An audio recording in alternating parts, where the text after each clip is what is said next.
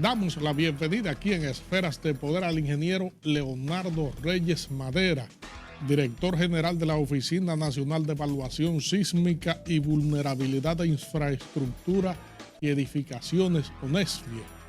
Muchísimas gracias por el honor. Y saludos y agradecimiento por este momento.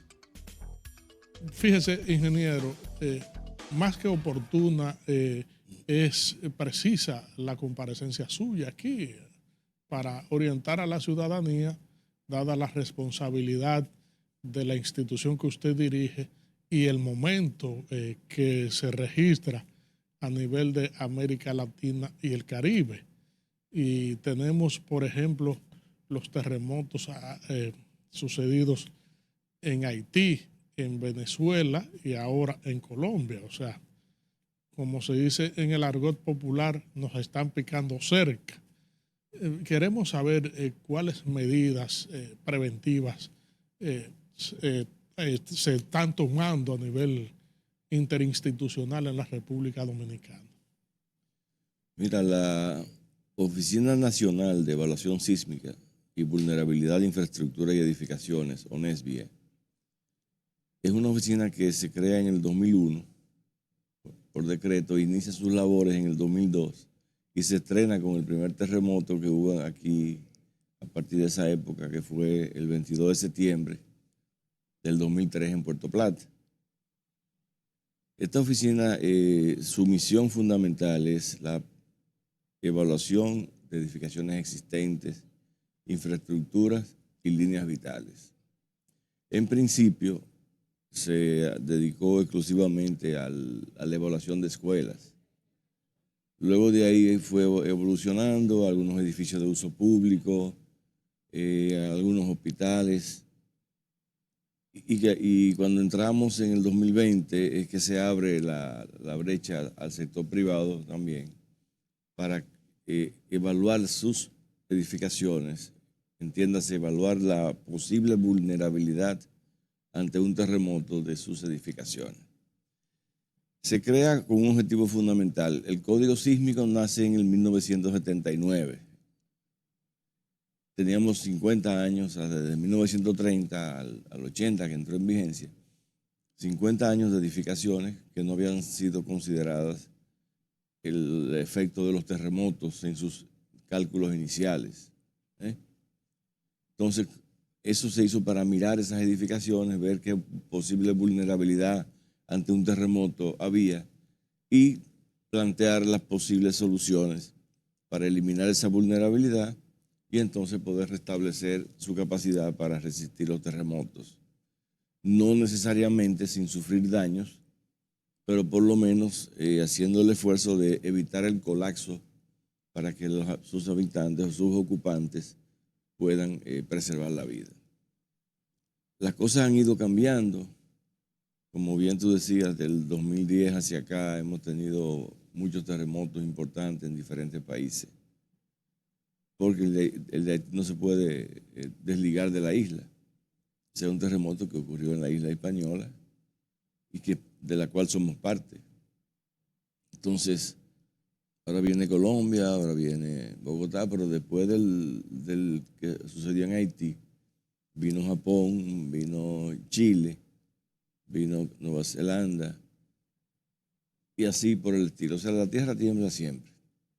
La misión de nosotros es detectar vulnerabilidades, plantear soluciones, pasarla a los organismos correspondientes y ellos que se ocupen de evaluar y de ejecutar esas posibles debilidades de nuestras edificaciones, infraestructuras y líneas vitales, para que a la hora de que nos lleguen nuestros terremotos, pues sencillamente podemos estar un poco más tranquilos y un poco más seguros de que esas edificaciones, infraestructuras o líneas vitales simplemente van a poder seguir dando servicio a la población.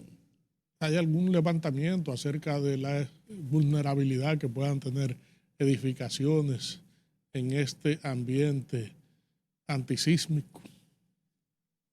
Mira, de hecho estamos haciendo, independientemente de la función fundamental, que es la evaluación de todas las edificaciones del Estado, entiéndase esenciales como escuelas y hospitales, también todos los edificios de uso público.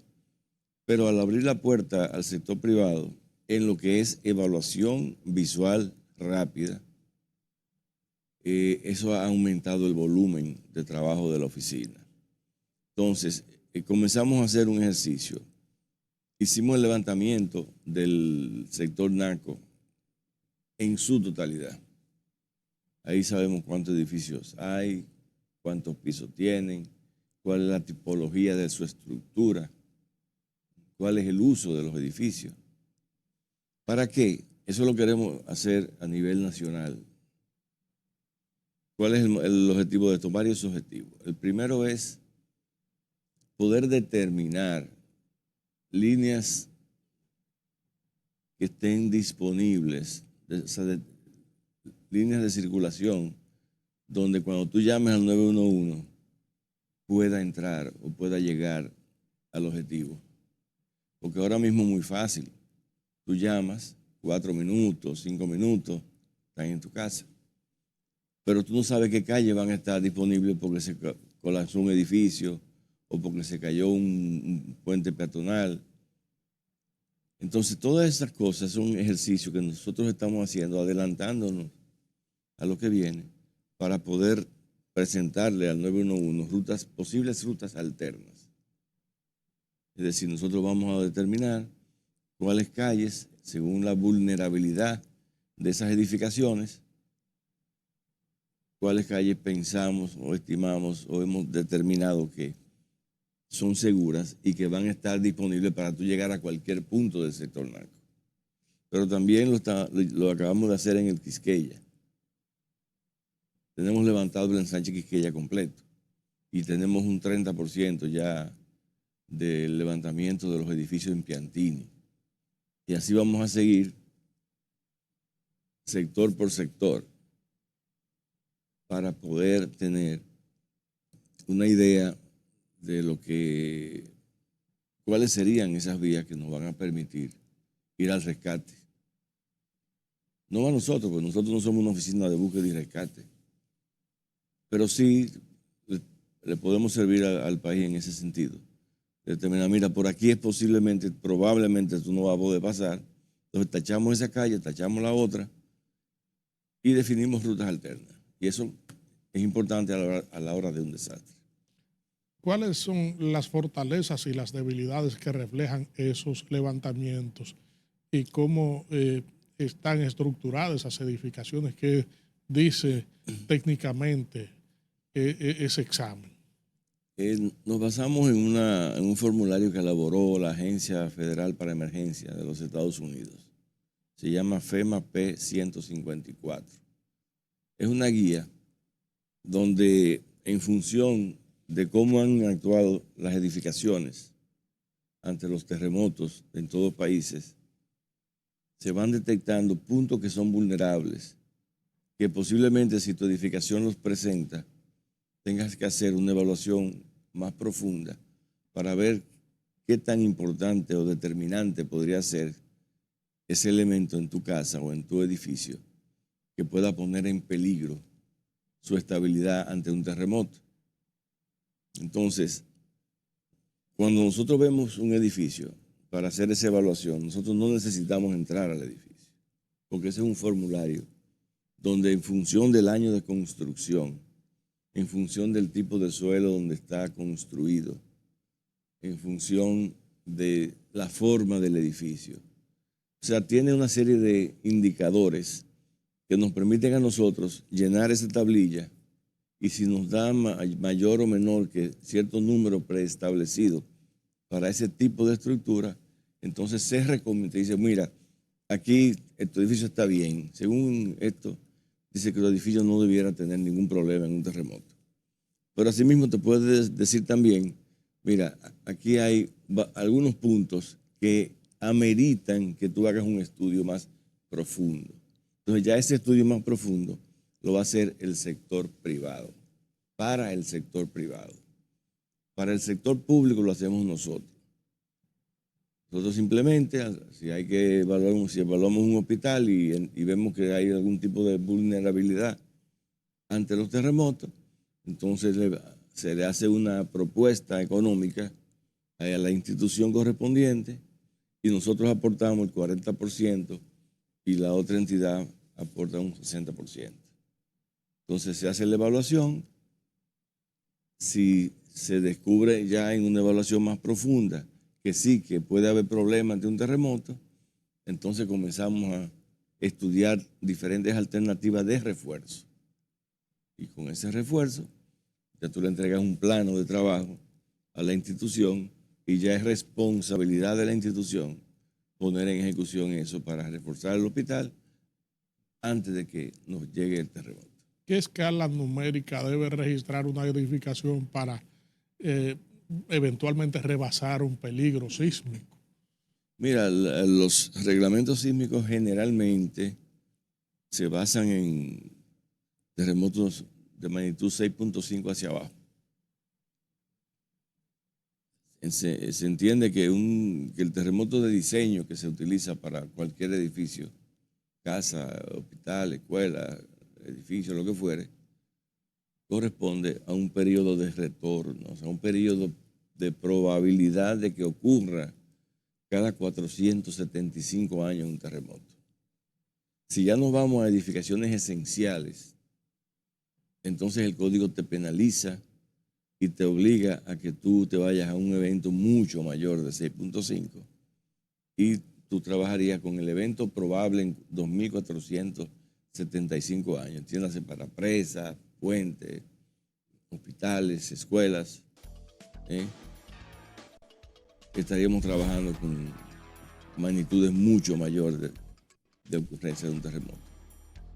Regresamos en breve con esta interesantísima comparecencia con el ingeniero Leonardo Reyes Madera, director general de ONESVIE. Análisis sísmico para edificaciones de menos de 4 pisos. Y eso no estaba implícito ni obligatorio en ese reglamento del 79. Significa eso que del 79 al 2011 teníamos ya 31 años de aplicación de un reglamento sísmico para edificios de 4 pisos en adelante. Entonces, si esos edificios fueron hechos tomando en consideración ese reglamento, no debiéramos tener mayores problemas. Luego viene el 2011, que ya es una actualización a ese primer reglamento.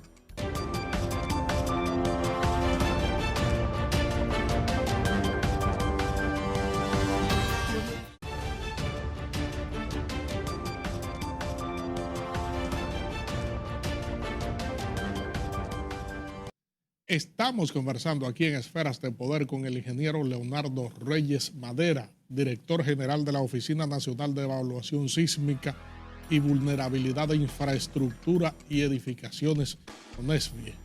Ingeniero, fíjese, aquí en la parte metropolitana hay grandes edificaciones, edificios altos, torres de más de 20 pisos.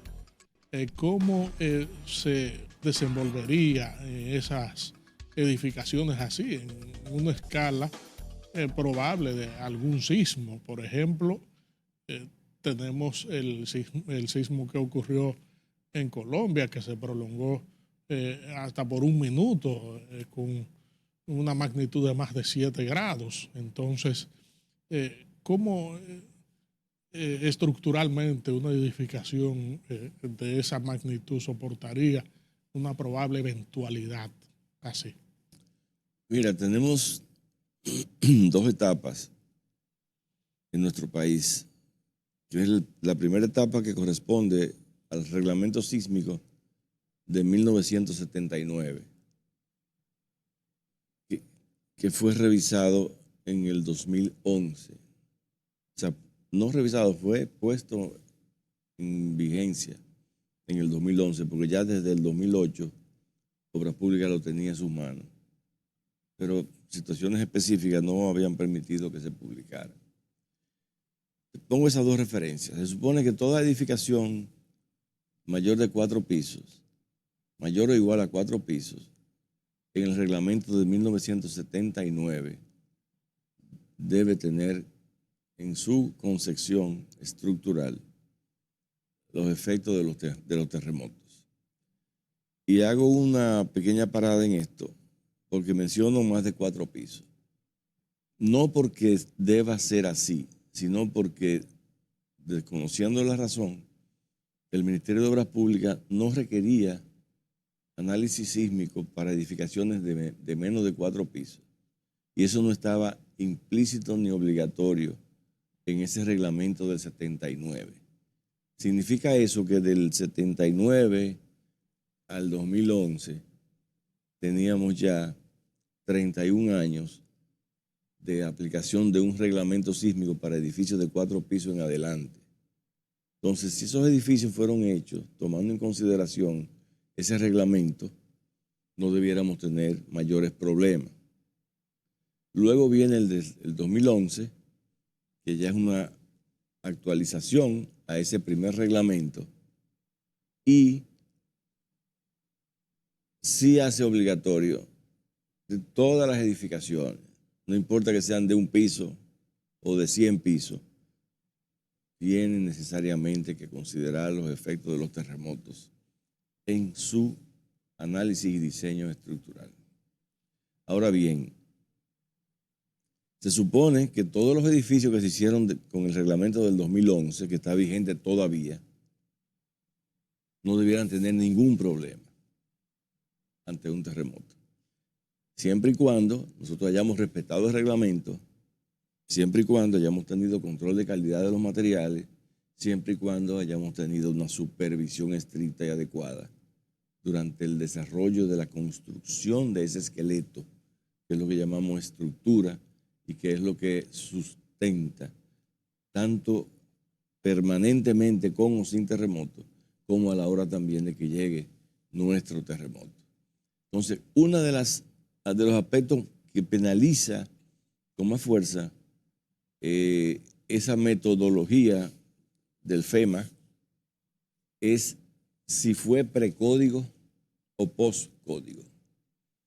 Por ejemplo, ONESBI revisa del 79 hacia atrás, pero sucede que del 79 al 2011 hay un grupo de edificios, entiéndase la escuela, entiéndase muchos sus centros de salud, edificios de uso público, la casa tuya, la casa mía, que no fueron consideradas para los terremotos porque no te los requería obra pública. No porque no se debían haber diseñado con eso.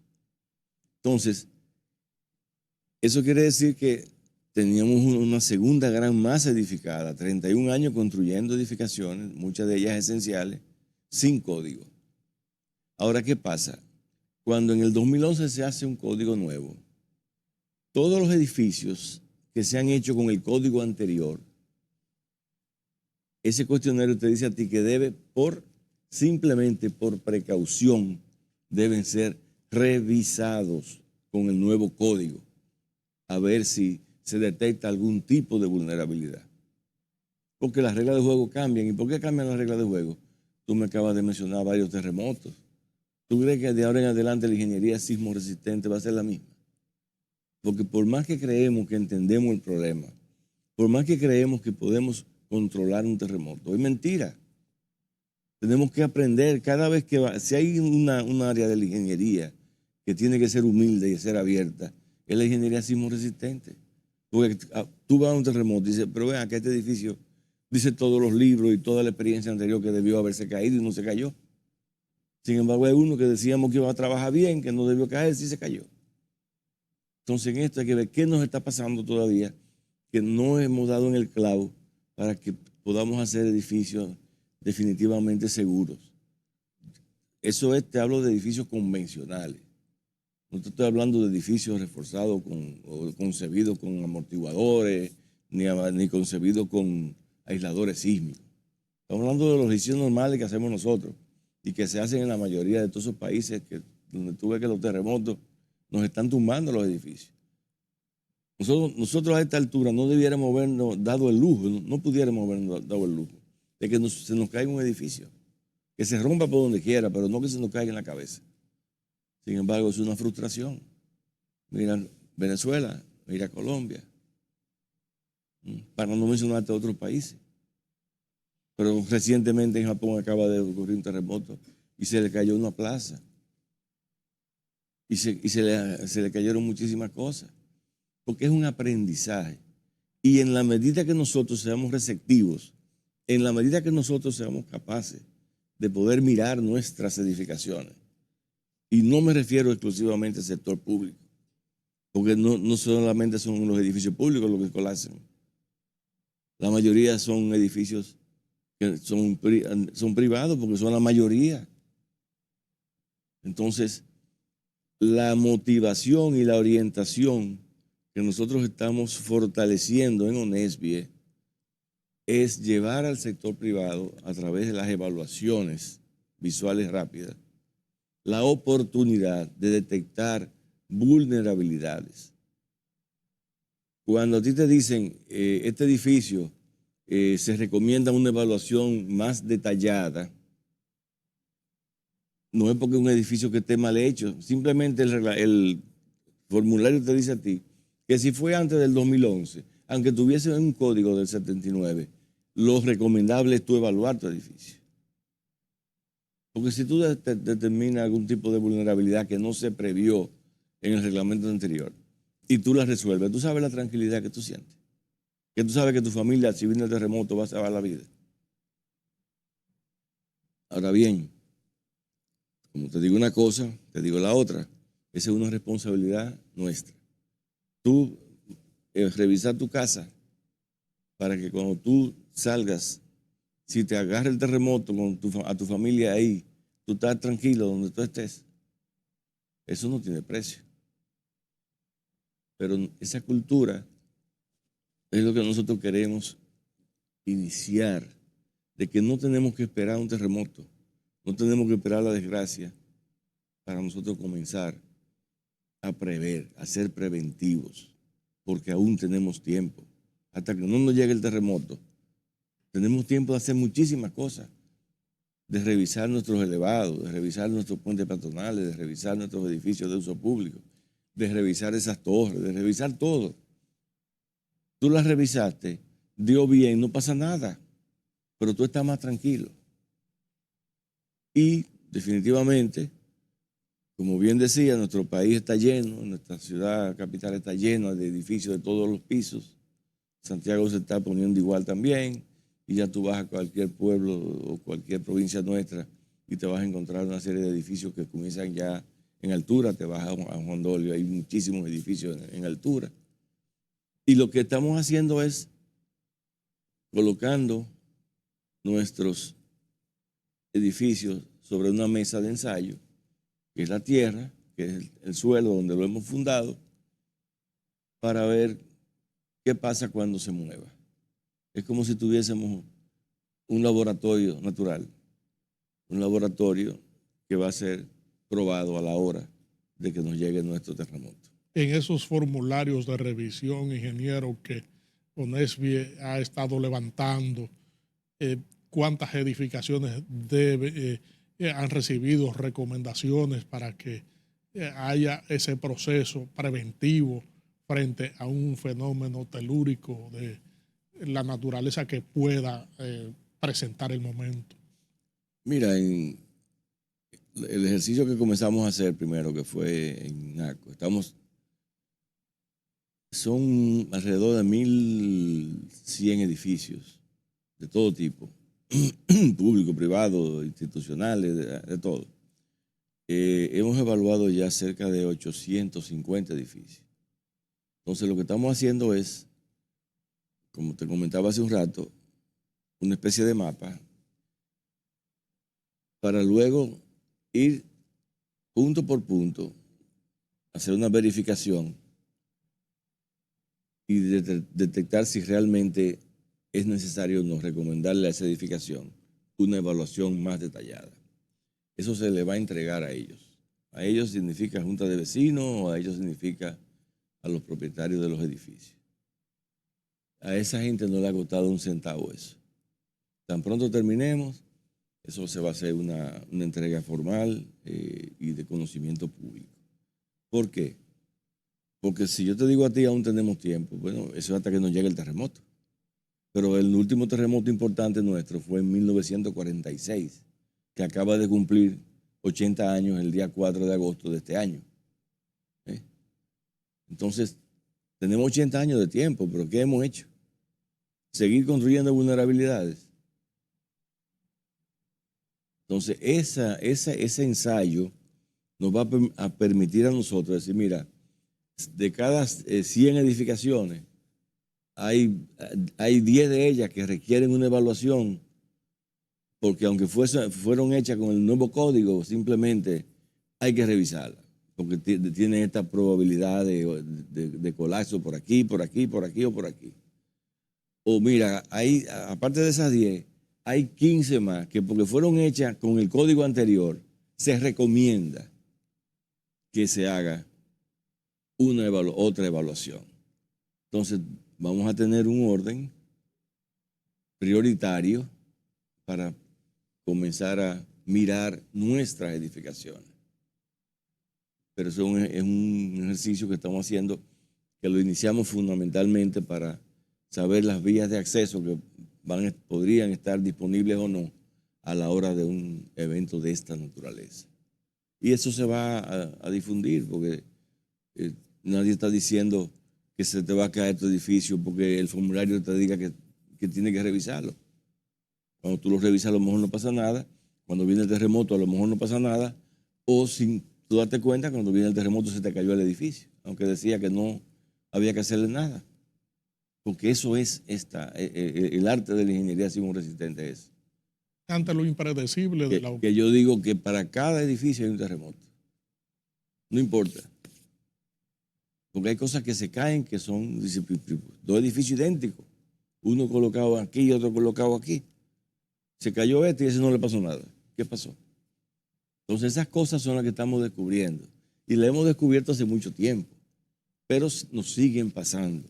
Entonces ahí ya cuando tú haces un estudio de ingeniería forense, que es tú estudiar cómo quedó la estructura del edificio y poder averiguar qué fue lo que pudo producir el colapso de ese edificio. Entonces ya ahí tú decías, mira, aquí lo que pasó no es que el código estaba mal, es que la calidad de la construcción no fue la mejor, o es que este elemento tenía una deficiencia en el armado o en la calidad en la resistencia del concreto, y por eso aquí fue que comenzó el colapso, o simplemente qué fue lo que pasó. Y eso es lo que nos va alimentando y nos va modificando día a día, tras un terremoto, tras otro terremoto, la importancia que es mantenernos dándole seguimiento y tomando la experiencia de cada uno de los colapsos de los edificios por el momento en edificios hermanos, aunque ya aquí hemos visto que se nos caen los edificios sin que tiemble la tierra. Y eso no te lo tengo yo que mencionar, porque aquí todos los días hay un edificio que se cayó, un edificio en San Cristóbal, que se cayó uno en Santo Domingo Este, que se cayó otro en La Vega, por ponerte algunos casos. ¿Cuáles son las debilidades que reflejan esas edificaciones que se caen? No, la ingeniería forense lo que hace es que te determina la razón del por qué. O sea, ¿dónde fue que comenzó el mecanismo de colapso? Por ejemplo, en el caso del multimueble en La Vega, nosotros utilizamos una metodología donde pudimos reproducir tal cual en el computador cómo quedó el edificio en la realidad. Cuando tú logras eso, te das cuenta cuál fue el elemento que detonó ese colapso. Entonces ahí tú vas aprendiendo, ahí tú vas mejorando los códigos, porque de la experiencia es de donde se toman nuevas medidas para tú proteger la vida de las personas que van a vivir en esa edificación. Ante lo impredecible de la ocurrencia de un terremoto, la gente siempre suele preguntarse, ¿está la República Dominicana preparada para un terremoto? Esa es una pregunta que parece como que necesitamos pasar a un espacio etéreo, ¿no? De decir esto sí, esto no. Mira, Federico, ningún país del mundo, a mi entender, está preparado para eso. Si no, el caso más reciente, mira Venezuela, mira Colombia, han recibido recursos de todo el mundo, sin embargo no es suficiente. Vamos a recordar el 2010, cuántos organismos internacionales se metieron en Haití. Nosotros llegamos la misma noche a Haití a darle soporte. Pero todavía los 3 meses estaban llegando gente. Y no fue hasta después de los 3 meses que comenzó a llegar una ayuda humanitaria de verdad a Haití. Entonces, lo que nosotros tenemos que hacer es concentrarnos en lo que hemos hecho y en revisar lo que hemos hecho. Y si lo tenemos que mejorar, mejorarlo, porque ya hay muchísimos métodos, muchísimos procedimientos, muchísimos materiales que se pueden utilizar en el refuerzo de las edificaciones, de los puentes, de las presas, de los acueductos, de los hospitales, de las escuelas. Eso debiera ser nuestro norte. Más que pensar falsamente que podemos estar preparados. ¿Quién te dijo a ti que estamos preparados para nada? ¿Qué tiempo tomó a toda la capacidad de búsqueda y rescate de República Dominicana sacar a las personas que se nos fueron? En el caso más reciente, 72 horas. Ese es el tiempo máximo que tú le puedes dar a una persona que está bajo un escombro para que tenga esperanza de vida. Entonces imagínate 50 escenarios de ese tipo al mismo tiempo. Aquí en la capital, ponle 20 en Santiago, ponle 40 o 100 en Santiago, ponle en todos los pueblos nuestros, en todas las provincias nuestras. ¿Estamos preparados?